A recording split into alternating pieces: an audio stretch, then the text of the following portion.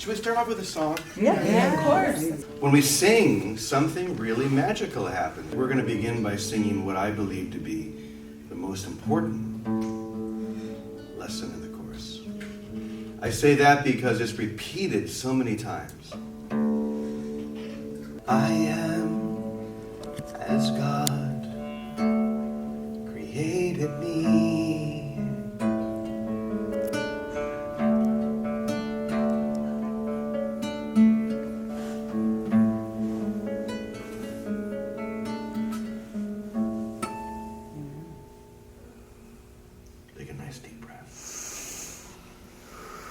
This is where we begin. I am as God created me. I am as God. I am. I. Do you see how even that is ultimately reduced into singularity? Everything comes back to that experience of I. You know, people have been asking me a lot lately about my belief in God. Do you believe in God? Do you believe in a God? The answer is no, I don't. I don't believe in a God. But what I do believe in is only God. You see, there's a difference, a big difference. To believe in a God means that you believe in some force outside of who I am, right? And that's how most of us were raised, isn't it? Most of us were raised maybe even with the Santa Claus image of God. This old man in the sky writing down our sins, waiting for us to mess up so we can be excluded. But I think we've come far enough to know that those images don't even come close. In fact, the experience we're going to talk about today, and that's all we're going to talk about, the experience of this, if such a thing were possible, to talk about the experience. Because you can talk around the experience. But the experience is the experience. Of this we cannot speak. But ultimately, that experience is only God. That's it. Perception is God and. That's what we might call the fall. Experience is I am that, which is reduced to I am, which is reduced to I. That non-dual, singular experience of the truth of who you are. The truth that could never change. The truth that you have tried to change for centuries and you failed. Thank God you failed. This is the greatest failure of your life. Do you realize that? We could also say it's the only failure of your life. The fact that you did everything you could to prove God wrong. Doggone it. God is wrong about me. I am not as I was created. I've changed. Look at me. I'm a body now. I've done terrible things. And God just looks down and just laughs. Keep trying. Try as long as you want. It's not going to help. I love you.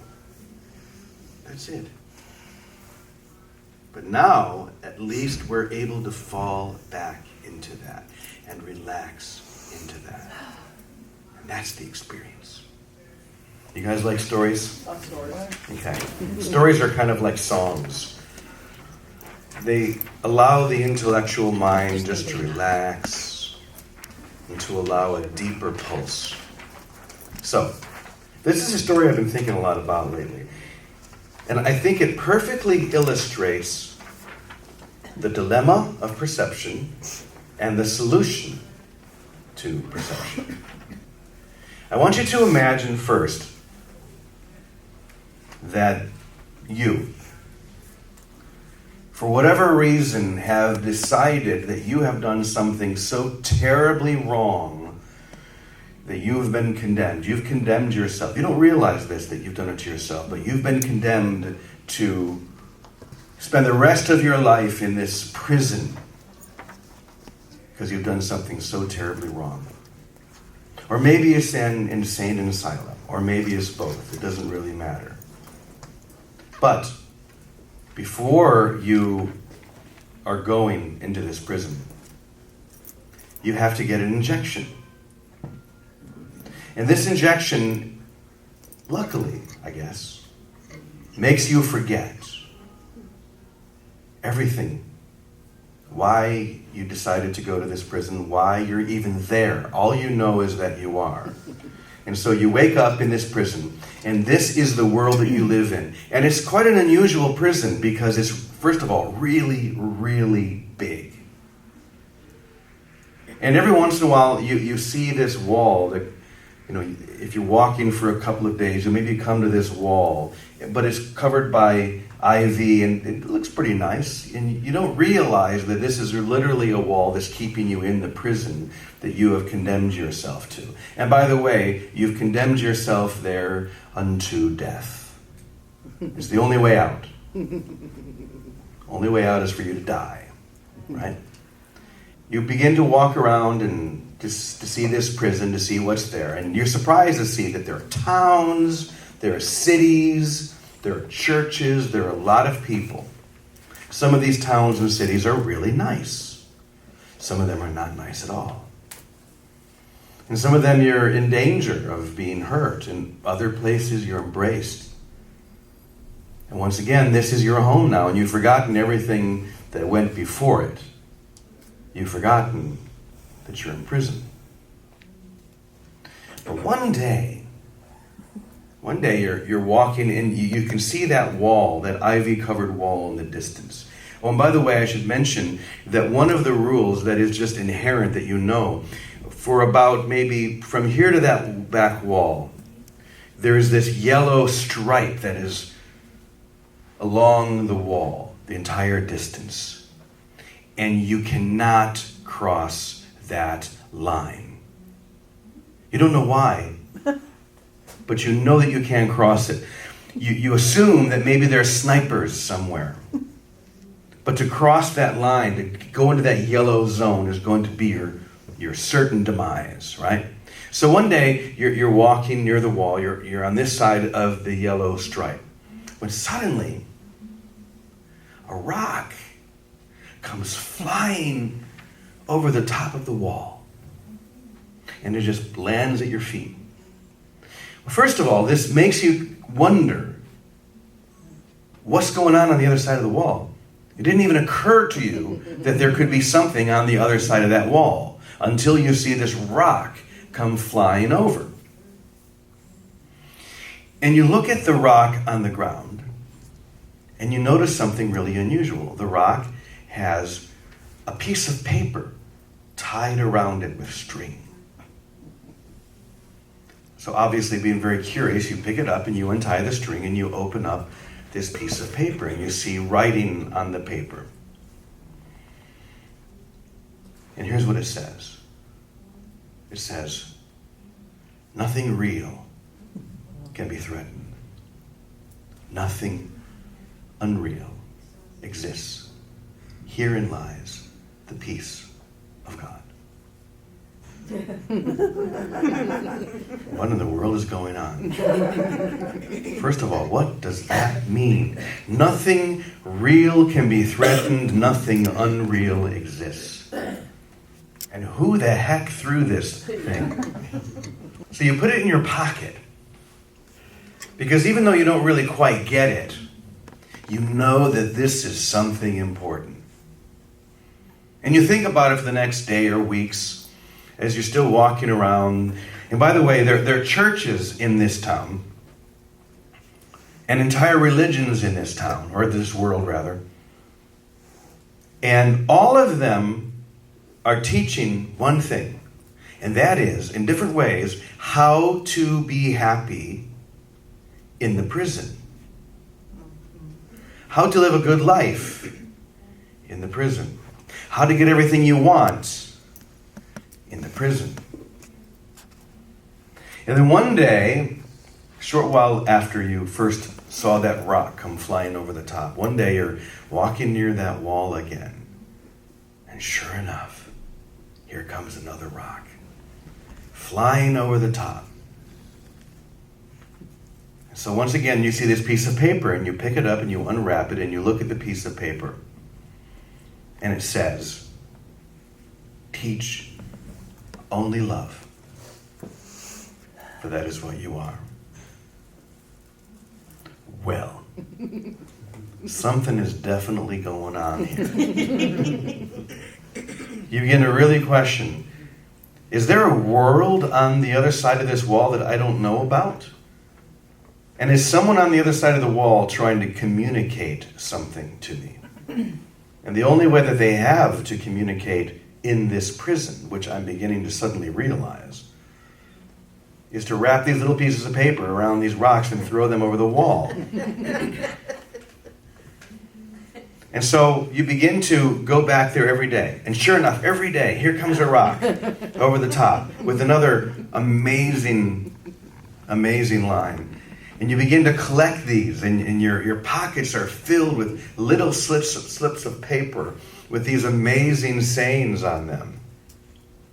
And then one day, as you're reading them, and as you feel something happening inside you, like tumblers falling into place when you put a key in a lock. Something's happening. And you're standing there, and of course the yellow stripe is there, and you look at that wall, that ivy-covered wall, and you see something that you didn't expect.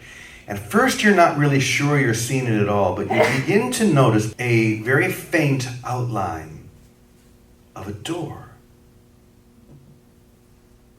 And you see it because there's obviously some light, some very, very bright light, on the other side of this door. And so you begin to consider, really, that there is something, another world beyond the world that you're in.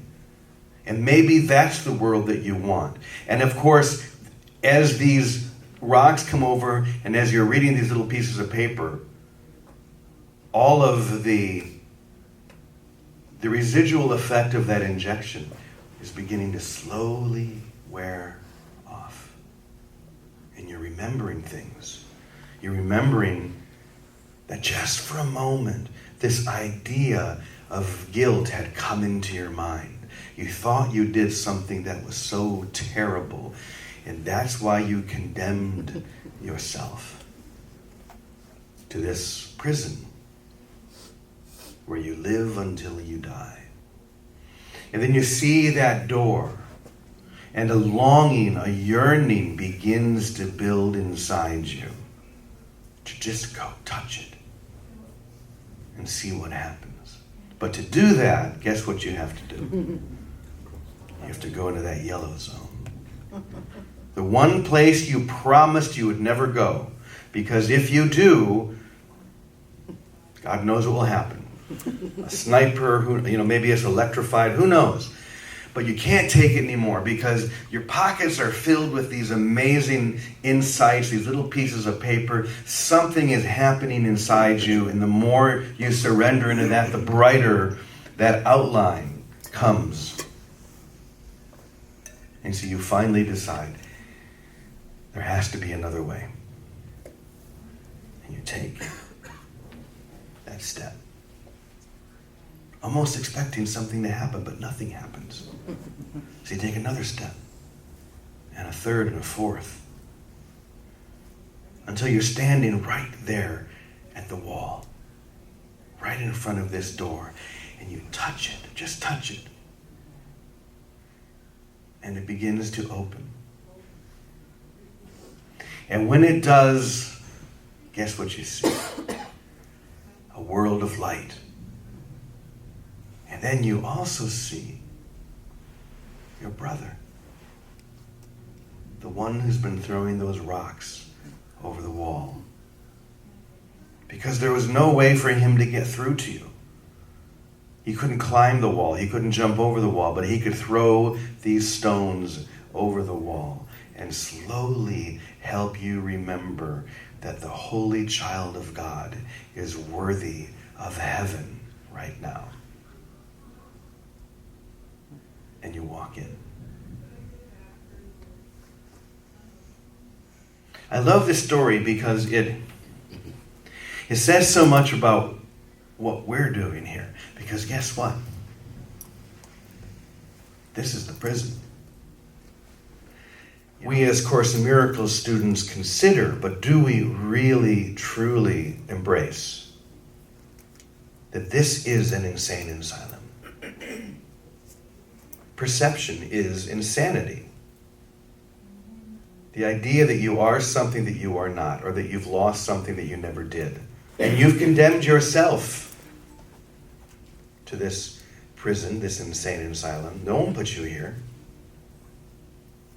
And you believe that you're here until you die. But thankfully, over the wall of perception, every once in a while comes these rocks. A Course in Miracles is one such rock. Page by page by page. And I'm sure you realize that every page, every paragraph, almost every sentence in the Course is a hologram. Because they're saying the same thing over and over and over from different angles. So if you really get the intro, then you can disclose the book. Because that's all you need. Nothing real can be threatened. Nothing unreal exists. Herein lies the peace of God. If you truly believe that, then you will pop into that experience and you will walk through that door. You will have enough courage to go to the place that you promised you would never go. You would never get too close to that door. That's the promise of perception. Don't get too close. It's kind of like a dog that's tied to a post, right? Now, this dog who's tied to a post by a leash, if this leash were only about a foot in length, it would grow so completely, it would go crazy so fast that it would have to ultimately break free. But imagine that rope is about 20 feet long. Now the dog can run and run and run and run in a circle. And in doing so, create the illusion that it's going somewhere. Look how fast I'm running. Surely I'm going somewhere. But is it? No. Just going in a circle. It doesn't matter how fast you run in a circle. You're still not going anywhere because you're tied to a post. And that post or that lead, that leash, is perception. What does the dog have to do before it can be untied? Anybody know? It has to be willing to be untied. Mm-hmm. That's the first step. What's the second step? Stop running. It can't be taught. Stop running. Stop running. Mm-hmm. Mm-hmm. It can't be untied if it's still running around in a circle. The master could be standing right there and like, she's just running. Perfectly willing to untie you anytime you stop running. But I'm not going to interfere. I'm not going to stop you. You need to do that on your own. You need to realize that you're not getting anywhere. No matter how fast you go. But when you stop running, you surrender, and then you trust. What would a dog need to do to be untied? It has to show its throat, the most vulnerable thing, and trust that this one can untie something that it cannot. Can undo something that it cannot undo. And then the gratitude of the release. Now it's free. Beautiful. Beautiful. Yeah. Thank you. But this is where you find yourself. This is where we all find ourselves. This is what this world is. Mm-hmm. But within each and every single one of us, there is this yearning and there is this longing that we feel. Because we know, we remember there's something in us that is not forgotten. That beyond this world, there is a world that I want. Mm-hmm. But before that, there is another lesson. What is it? This world holds nothing that I want. That's right. The world I see holds nothing that I want. It doesn't say a few things either. That's right. It doesn't say, the world I see holds a few things that I want, but not very many. See, here's the thing that's perhaps the most important thing that I can tell you today. When you are as uncompromising with the message of A Course in Miracles as it is with you, then you'll be free. You don't turn to the guy next to you and say, what do you think he means by that? And try to interpret around it. See, that's that yellow zone that I was telling you about. Just don't step in. Just don't take that first step. Don't consider the possibility that he really means what he says, because that will cost you everything that you think you have. Of course, it cost you nothing, really. But that's why the first and most important step is for you to be uncompromising. You know, the beautiful thing about A Course in Miracles is that it wasn't written 1,700 or 1,000 or 2,000 years ago in Greek or Aramaic or some other ancient language. It came through 50 years ago in English. Imagine that. Imagine how lucky we are. This is the moment. And the only reason it's happening right now is because you're ready for it. You're ready to be uncompromising. And when you are uncompromising with it, you realize just how uncompromising it is with you. It never flinches in telling you the truth about who you are. You are the perfect extension of the love and the loveliness of God. That's how uncompromising it is with you. It doesn't look upon anything that you think you've ever done or anything that you think that you've ever, any sin you think you've ever committed. It looks right through it and sees you as you really are. And when you are completely uncompromising with the Course and you take it literal, word for word, when you become a Course in Miracles fundamentalist with the emphasis on the fun,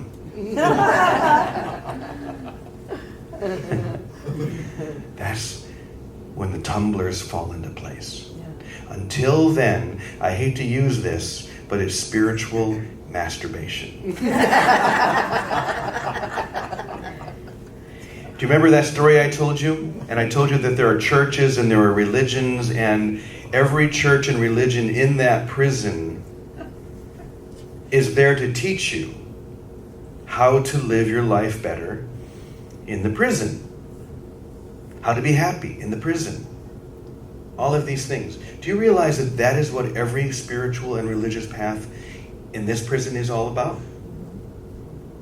How to be happy in the prison. How to make more money in the prison. How to have the perfect relationship in the prison. I got to the point where I just started, if there was anything that I thought that I wanted, I would just add the words "in the prison" at the end. To remind me, I would love to have a relationship in the prison. And if you do that long enough, it's like, what the hell? Why am I even here? I think I will be uncompromising with this. And just see what happens. See if it's true. Because when you become a Course in Miracles fundamentalist, in other words, you take it literal. There is no interpretation. You do what it says. When you're doing the workbook, you do everything that it says. You believe everything that the text says to you, without exception. I've never seen a more unified manuscript that's, a couple thousand pages long. It's saying the same thing over and over and over. You are perfect as you were created. Look around you. You're in a prison right now of your own design. You can leave any moment. The door is right there. You can see the outline. There's just this yellow stripe, which is your fear. Your fear of that face-to-face. Because that's what happens when you take that short little path, that little journey to get to that wall. Suddenly, when that door opens, you are face-to-face with the beloved, with God, however you want to describe that. And that, I hate to tell you, is the thing that you are most afraid of. Now, we love to say, I'm here for God. This is the only thing I want. Bullshit.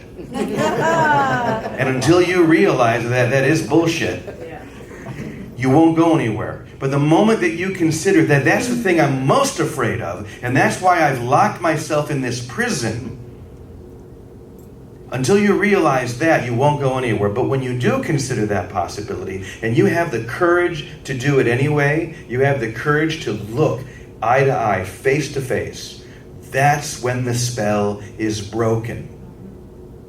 I have a great story for this. So this was, my daughter was, let's say 6, somewhere in that range. Maybe less, maybe 4. And we were living in Chicago. And it was around Christmas time. And there was this department store that I knew the manager of. And on the weekends, they would have Santa Claus. They had a little setup and the big chair, and kids would come in. And apparently on this particular Saturday, Santa couldn't make it. He was ill. So my friend said, hey, how do you feel about putting on the costume and being Santa today? I thought this would be great. I've always wanted to do that. And my daughter, for weeks, even months, all she's been talking about is what she's going to ask Santa for. And she hasn't been yet, so this will be perfect. She can come to Daddy Santa, and she can sit on my lap. We'll get some pictures taken, and it'll be a great little memento for when she's old enough to realize there is no Santa. So, I get my costume on. Linda is going to be bringing Angela, and I'm sitting there, and I see them walk through the door. So I stand up and I say in my loudest Santa Claus voice, ho, ho, ho, hello, Angela. And she freaked out. She started screaming at the top of her lungs. And she was not going to come another step closer. Because it was true. Suddenly it got very quiet. He really had been watching her. He really had been making a list of everything she had done. There was just enough disbelief in that a moment before he stood up and called her name to make her comfortable. But when he did that, all bets were off. Wow. And she wasn't going to come a step closer. And Linda would try and bring her, but she'd scream all the louder. So I did something that, in retrospect, may have not been the most psychologically sound thing I could do. She had her head buried in Linda's stomach, and so I walked over to her. And when she saw me on my knees right in front of her, then I thought it was over. But what I tried to do was just to get her to look at me for an instant, because I had an idea. I just tried to get her to look at me just for an instant. And when she did, I pulled down the beard and said, Angela, it's just Daddy. You could see her little brain go, what? Hold on. Santa Claus is Daddy. All right.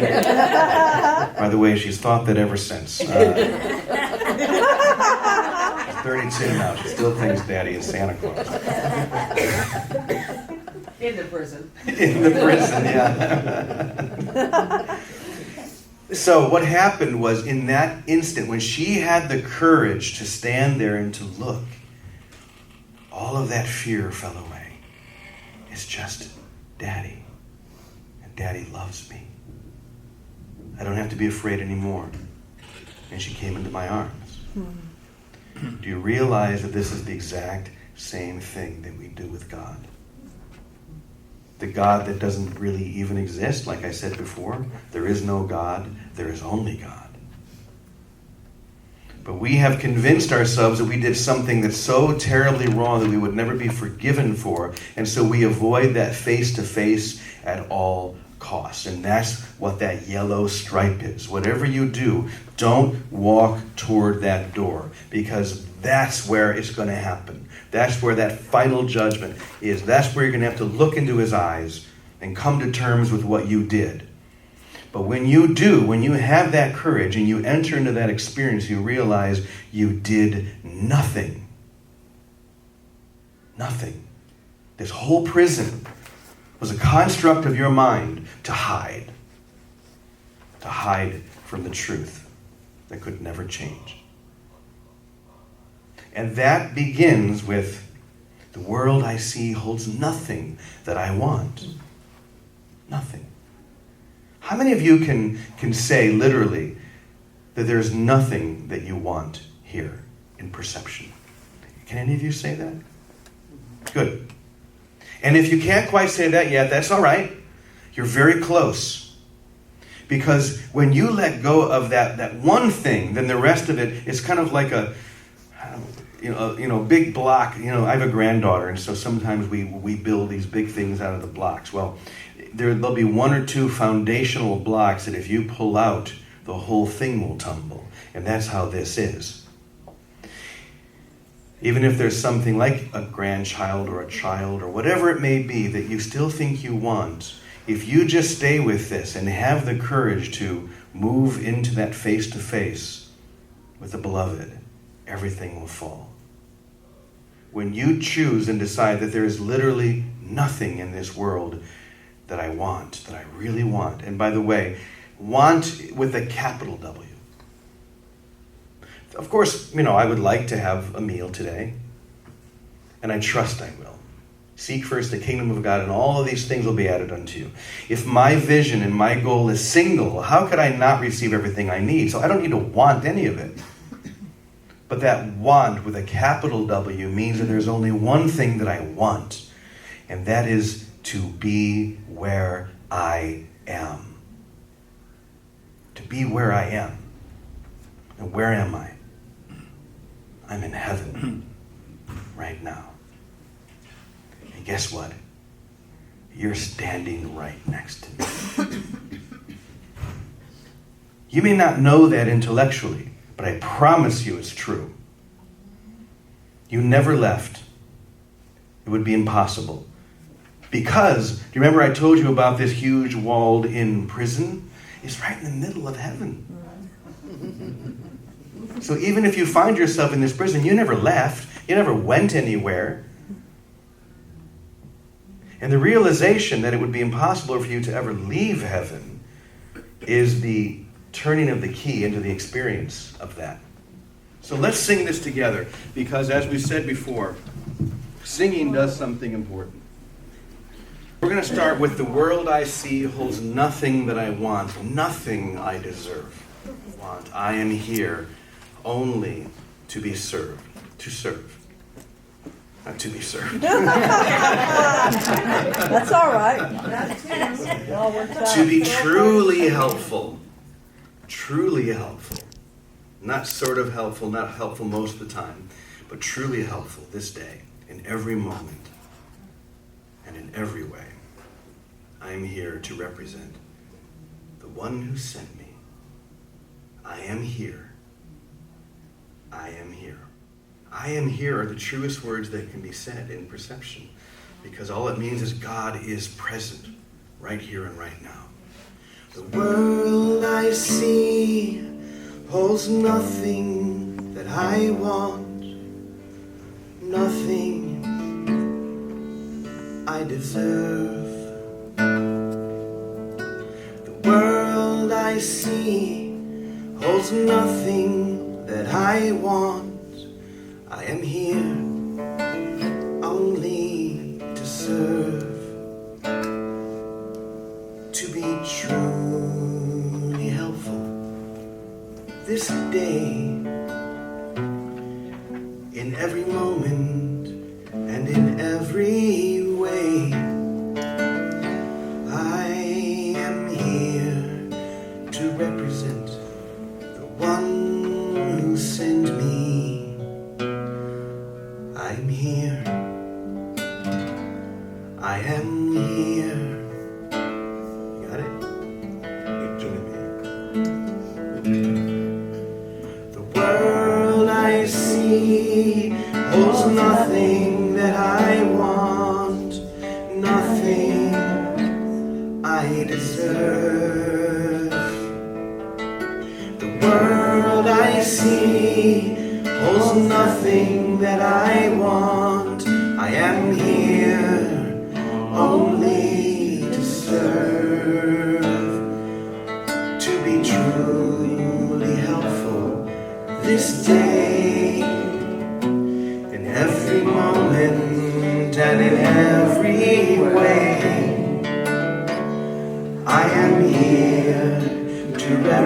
represent the one who sent me. I am here, I am here. The world I see holds nothing that I want. I am here only to serve, to be truly helpful this day, in every moment and in every way. I am here to represent the one who sent me. I am here, I am here.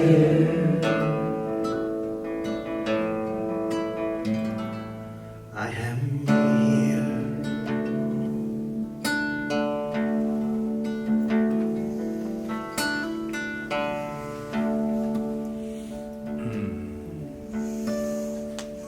That was so beautiful. Thank you so much.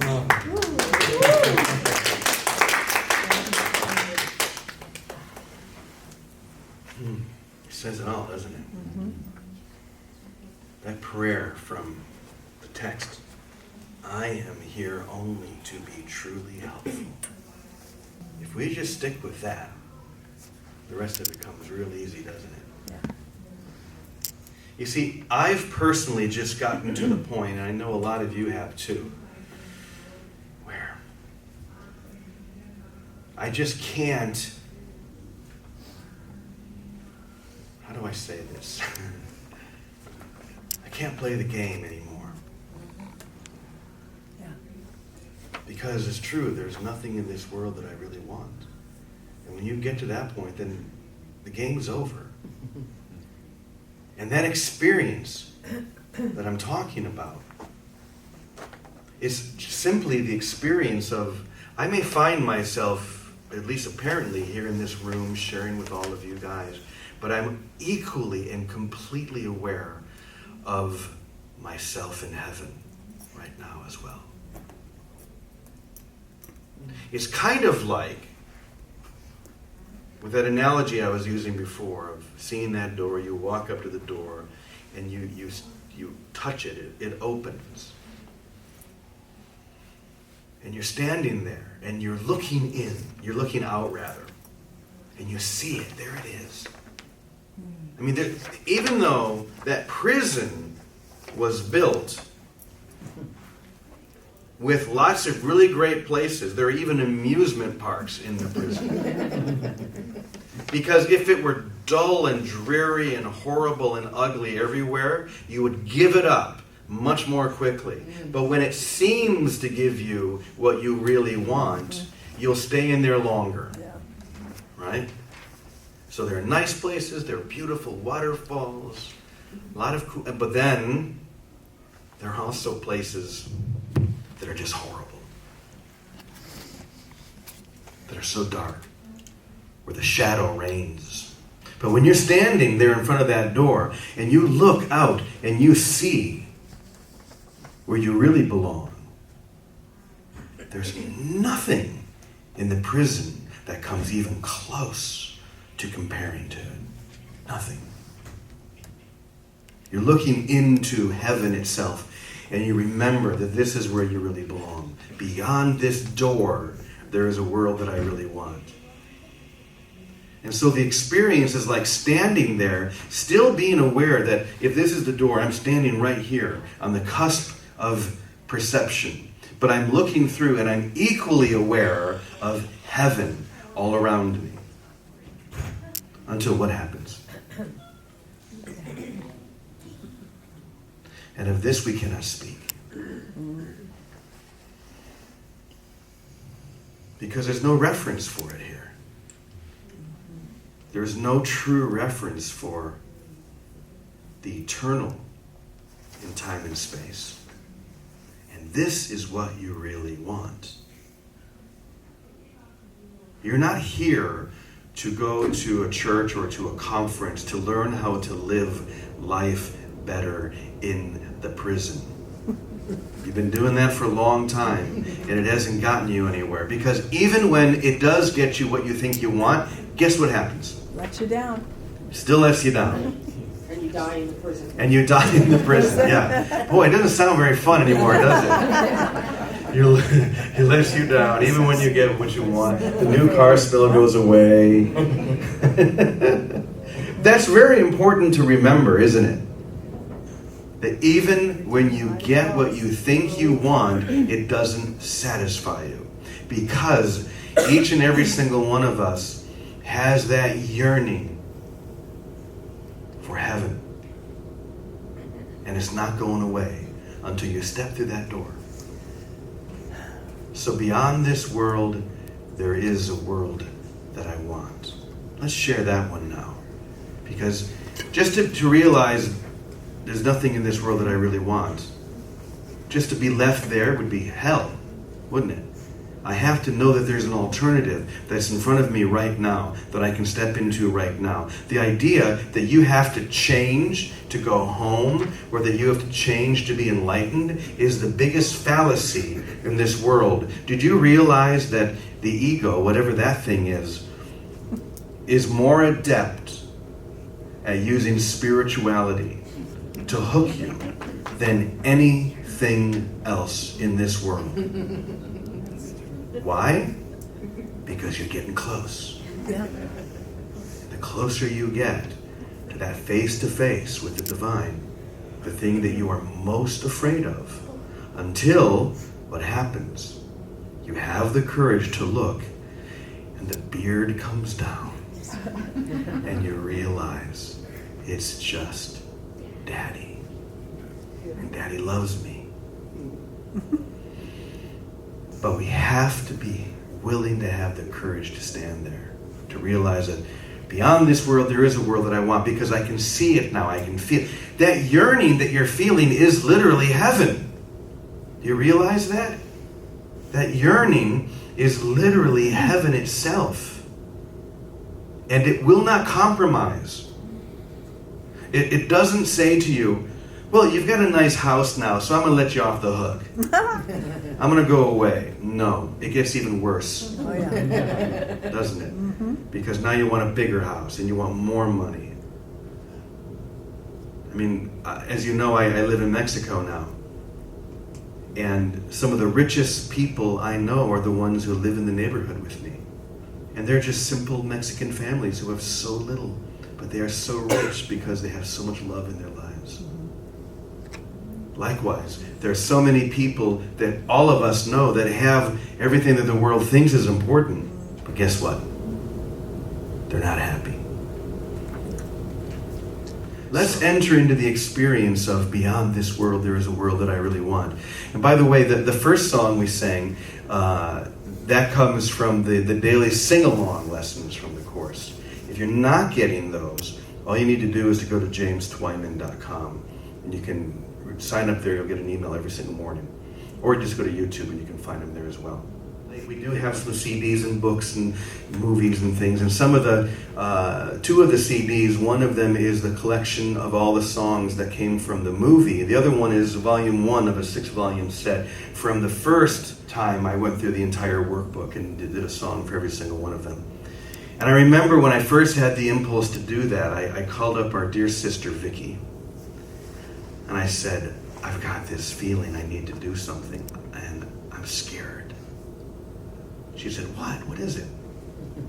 I feel like I need to write a song for all 365 lessons and record every single one of them and just put them out for free.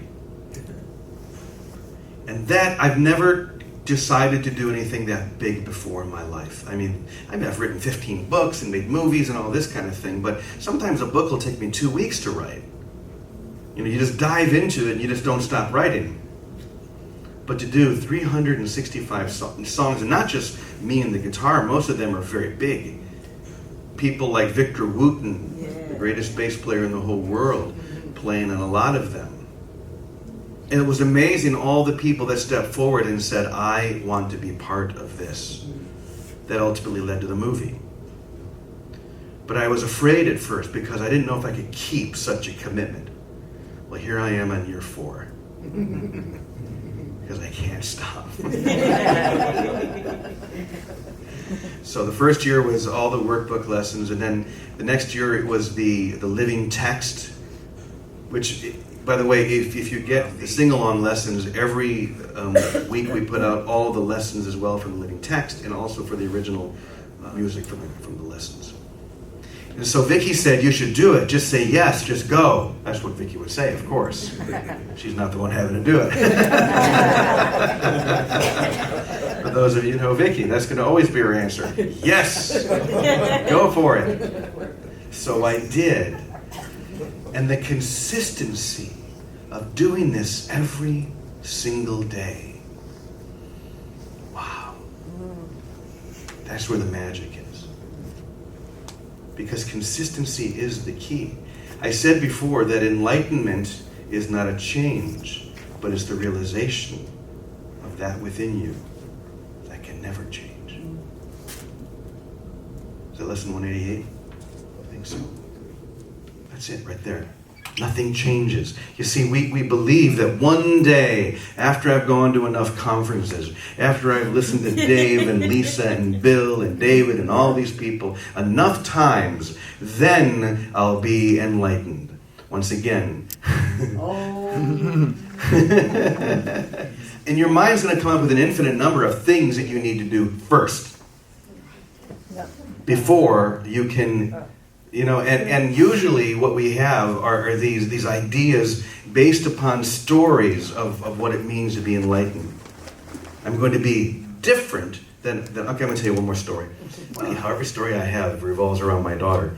So she was probably 14 at this time. And I was speaking at a conference in The Hague, in Holland. And the first night I spoke, and I had this looping machine that I would sing with. It's very impressive, and I was just being my normal self. And the next day, my daughter did not want to be there. She wanted to go back to London. And so the next day, we were literally walking out the door, and a woman came and tapped me on the shoulder. And I could see in my daughter's eyes, like, oh, we're so close to getting out of here. And the woman says, she said, I just want you to know that you are the reason I'm here.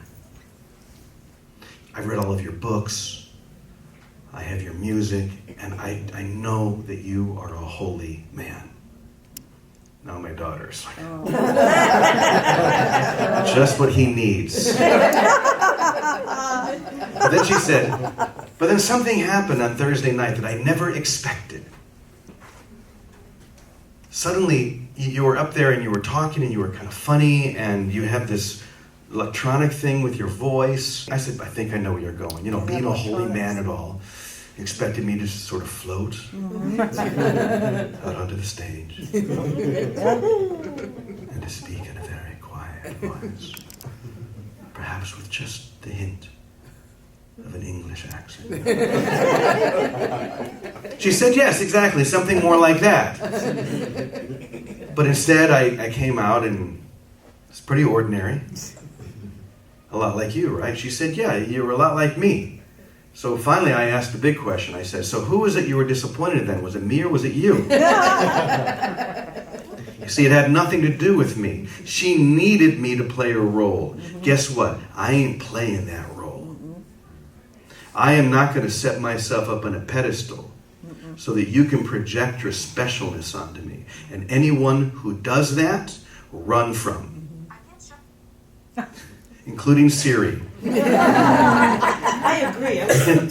Because if I'm here to be truly helpful, the way that I can be truly helpful to all of us, including myself, is for us to stand face to face. Yeah. For you to realize that if this crazy guy from Portland, or as Bill Maher calls me, the idiot folk singer from Portland. It's true. I knew I hit the big time when Bill Maher called me the idiot folk singer from Portland. But see, this is what it means to be truly helpful. To stand together. To realize that enlightenment is not a change at all. Nothing changes. It's the realization of that within you that could never change. We do have to wake up, however.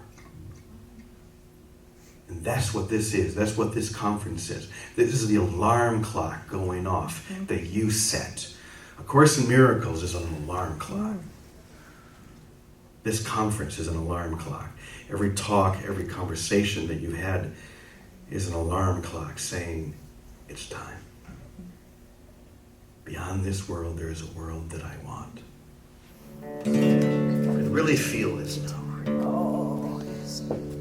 Be on this world, there is a world I really want. I really want. Be on this world, there is a world that I want. Join me. Be on this world, there is a world I really want. I really want. Be on this world, there is a world that I want. Be on this world, there is a world I really want.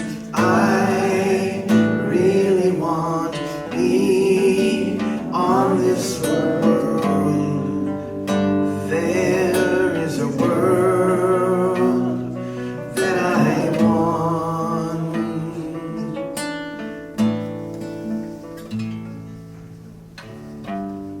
Is it really a loss to find a world where losing is impossible?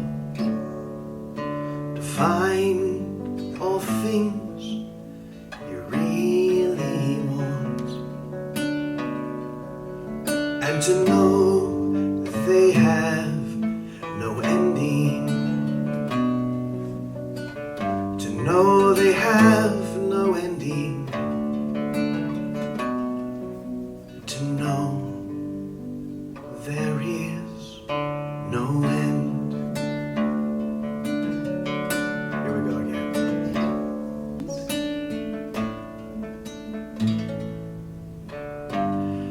Now is the last step certain. Now you stand an instant away. A single step from timelessness. From here you can but look forward. From here you can but look forward. From here you can but look forward.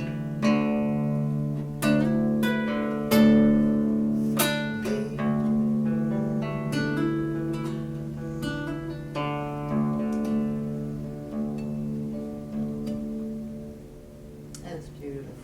Thank you so much.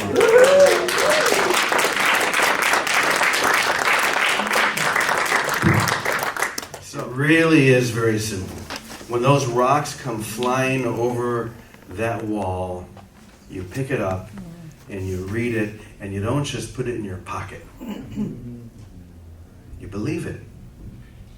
That's it. You just believe it. You take it literal.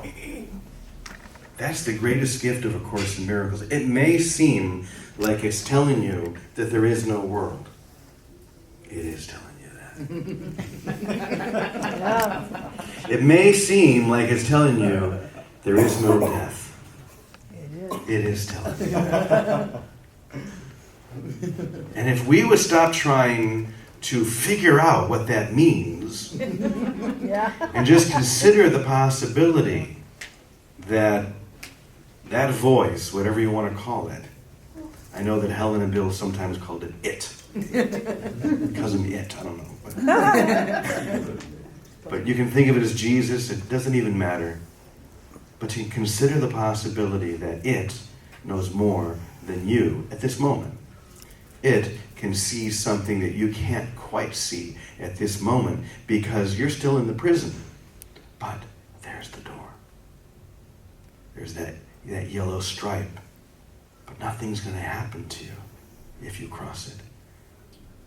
All it really means is that in just a few more seconds, you're going to be face to face with love itself. And there's nothing that you need to be afraid of. Just step forward. Do we have any questions before we go, or any comments? I just want to say thank you. Yeah, thank you for a great reminder. You're welcome. The stories are going to stay with us. Thank you. Yes, Lisa. I was going to tell this to you personally, but I'm just going to share it with the whole class because I've known you a long time, and this was your best teaching. I love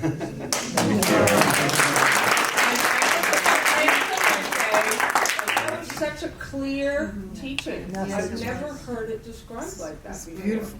I'm sitting here blown away. It's I'm very so grateful good. that you just No, explained this was the best So thing the true, whole by the way. conference. So true. Absolutely. So true. This was the Yes. best. I'm going to second that because I know I said to you, and I said, I don't think I'm going to go to your sessions, Jimmy, because I hear you a lot, and I've heard you a lot, and I want to hear other people. But something brought me in here because I knew I wanted more of an experience this morning.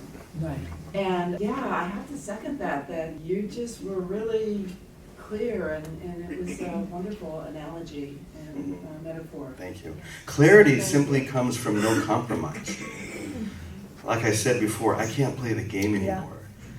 You know, for a long time, especially in the beginning when I started writing books and everything, I mean, there were a lot of my very dear friends who were also just kind of getting going. I did a lot of stuff with Gregg Braden and Doreen Virtue and Neale and Walsch, and I was watching these guys.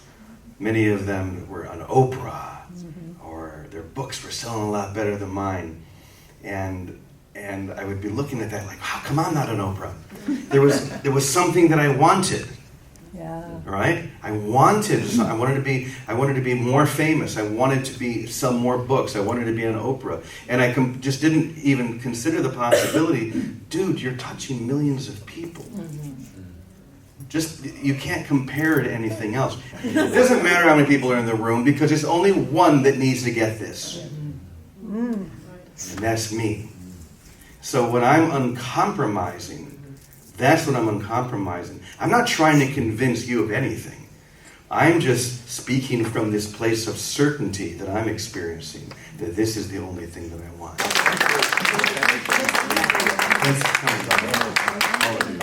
All right, one copy of A Course in Miracles. How many of you saw A Course in Miracles, the movie?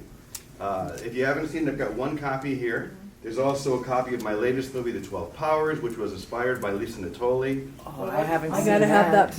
Because she gave me a book one day and said, oh, you should read this. And it was The 12 Powers by Charles Fillmore. What was it that I inspired? I don't even know about this. The movie, The 12 Powers.